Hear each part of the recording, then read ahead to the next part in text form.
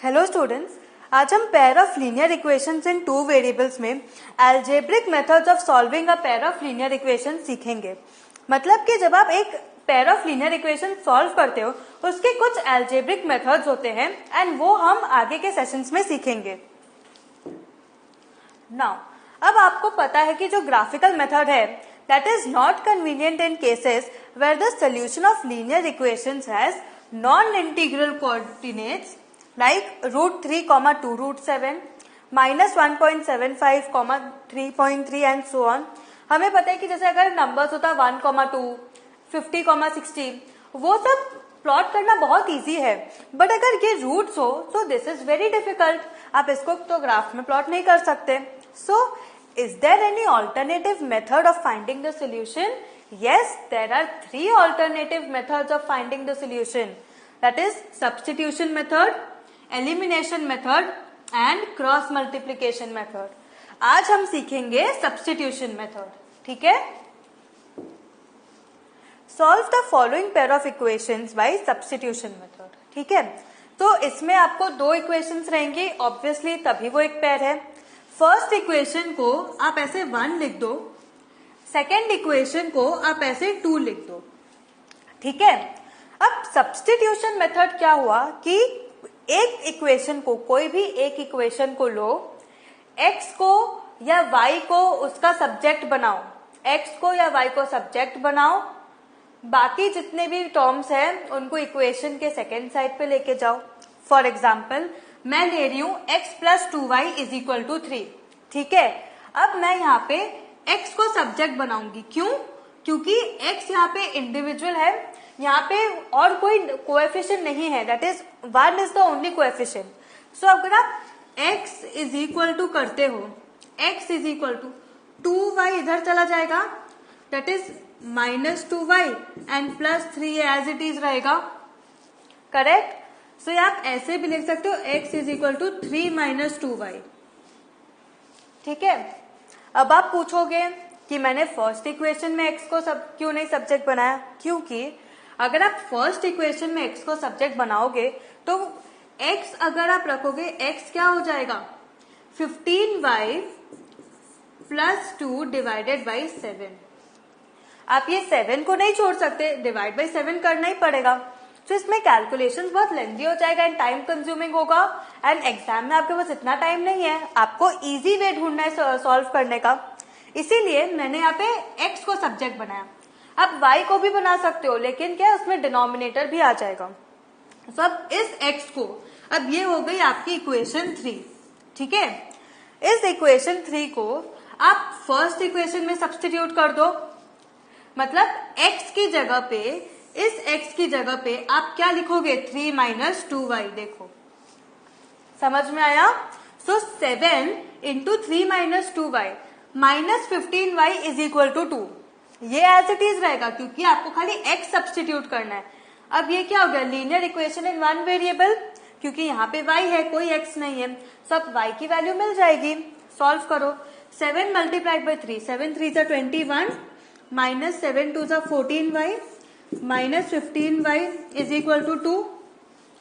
तो अब आप या तो 21 को उधर ले जाओ या 15 और 14 को उधर ले जाओ।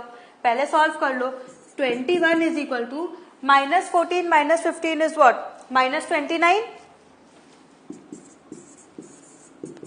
= 2। अब 29 को इधर ले जाओ, ये ठीक है, 29y को उधर ले जाओ, तो 29y = 19 मिला, क्योंकि 21 - 2 is 19। सो आपका y क्या हुआ? 19/29।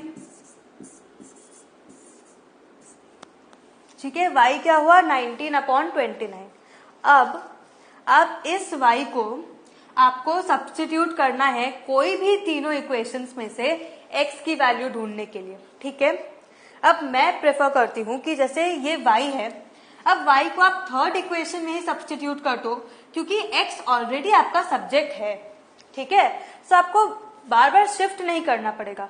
सो substituting y = 19/29 in 3। 19/29 in equation 3। हमें क्या पता है, x is equal to 3 minus 2y। तो अब x is equal to 3 into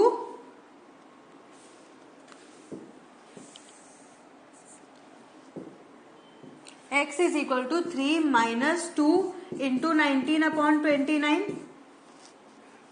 correct. तो क्या हो जाएगा, x is equal to 3 minus 19 two जा कितना होता है 38/29।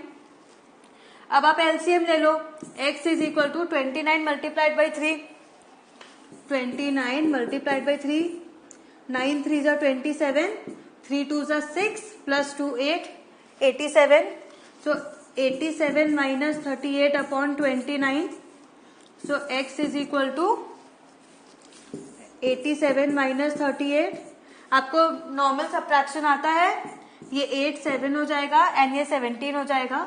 17 minus 8 is 9, 7 minus 3 is what 4, सो ये हो गया 49/29।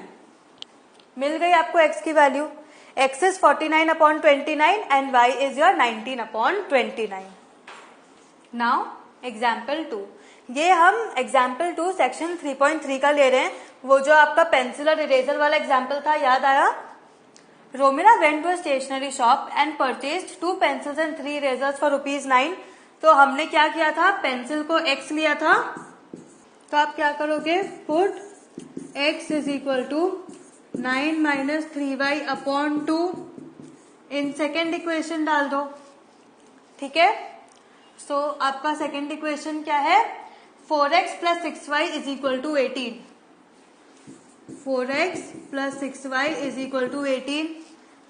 सो 4 into 9 minus 3y/2, 9 minus 3y/2 plus 6y is equal to 18, ठीक है।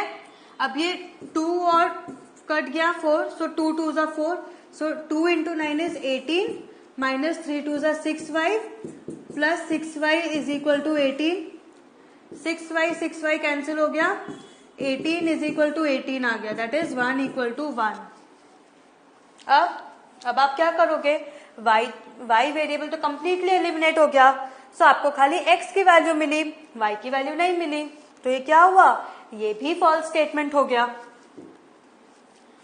दिस स्टेटमेंट देखो, x की वैल्यू आपको मिल गई बट y की वैल्यू आपको नहीं मिली, सो फॉल्स स्टेटमेंट हुआ। क्यों, क्योंकि x की आपको y की वैल्यू तो नहीं मिली, बट आपको अगर आप देखो कि x की वैल्यू तो आपको मिल गई ना, दैट इज पार्टली आपको 1 वेरिएबल की वैल्यू मिल गई, y की नहीं मिली बट x की तो मिली, सो आप इसको ट्रू कंसिडर करोगे।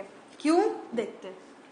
This statement is true for all values of y, however we do not get a specific value of y as a solution, therefore we cannot obtain a specific value of x.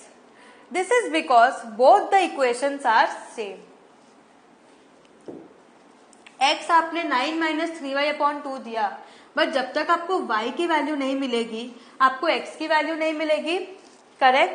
सो आप x की एक specific solution आप नहीं ढूंढ पा रहे, ना ही y की ढूंढ पा रहे हो। ऐसा क्यों, क्योंकि ये जो आपका सेकेंड इक्वेशन है, अगर आप 4x plus 6y is equal to 18 को डिवाइड बाई 2 करोगे तो आपको क्या मिलेगा, 2x plus 3y is equal to 9।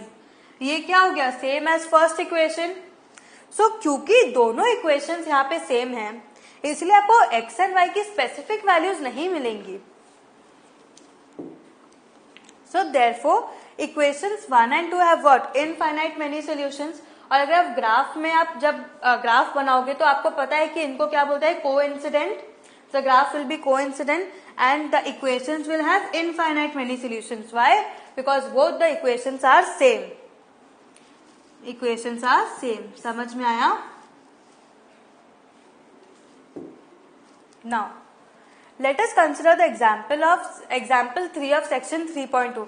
वो जो रेल्स वाला एग्जाम्पल था, आपको याद है कि वो पैरेलल है क्या है, जब हमें था कि कार्टेशियन प्लेन में आपको वो पॉइंट्स प्लॉट करने हैं एंड ढूंढना है कि वो किस टाइप का ग्राफ है। हम वही एग्जाम्पल यहाँ पे लेंगे, वहां पे आपको दो इक्वेशंस मिले थे, x plus 2y minus 4 is equal to 0 and 2x plus 4y minus 12 is equal to 0। तो इसको 1 ले लो एंड इसको 2 ले लो, ठीक है। अब मैं यहाँ पे, अब देखो इन दोनों में से कौन सा इजी रहेगा सब्स्टिट्यूट करने के लिए? फर्स्ट इक्वेशन, क्योंकि यहाँ पे कोएफिशिएंट x का 1 है, सो ये इजीली सब्जेक्ट हो जाएगा। सो x को आप कैसे लिख सकते हो? Minus 2y plus 4।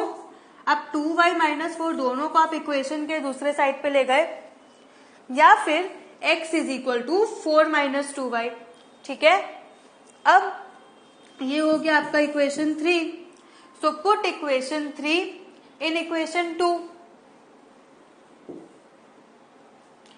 ठीक है। तो डालो 2 into 4 minus 2y plus 4y minus 12 is equal to 0। ये क्या हो गया? Linear equation in one variable. 4 2 जा 8 माइनस 2 2 जा 4y plus 4y minus 12 is equal to 0। अब देखो यहाँ पे भी 4y कैंसिल हो गया, so minus 4 is equal to 0 ऐसे आया। Is it possible? Minus 4 is equal to 0 होता है क्या? नहीं होता। So it is a false statement. Therefore, the equations do not have a common solution. So the two rails will not cross each other. False statement है तो कोई common solution होगा ही नहीं, क्योंकि यहाँ पे y वेरिएबल completely eliminate हो गया, तो आप x कैसे ढूंढोगे? करेक्ट। सो और लास्ट एग्जाम्पल में जब हमने देखा था कि ये वाला एग्जाम्पल ट्रू क्यों होगा,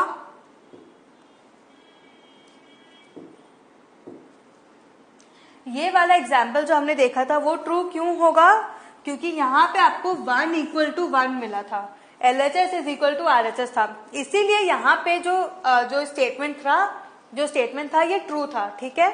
बट जो आप ये एग्जाम्पल देख रहे हो इसमें आपको -4 इज इक्वल टू 0 है, that is LHS is not equal to RHS, therefore it is a false statement and they do not have a common solution and the two rails will not cross each other. So what have you learned today? आज हमने new method सीखा, that is substitution method, कि हम कैसे substitution method से हम दो equations के सॉल्यूशंस निकाल सकते हैं x एंड y।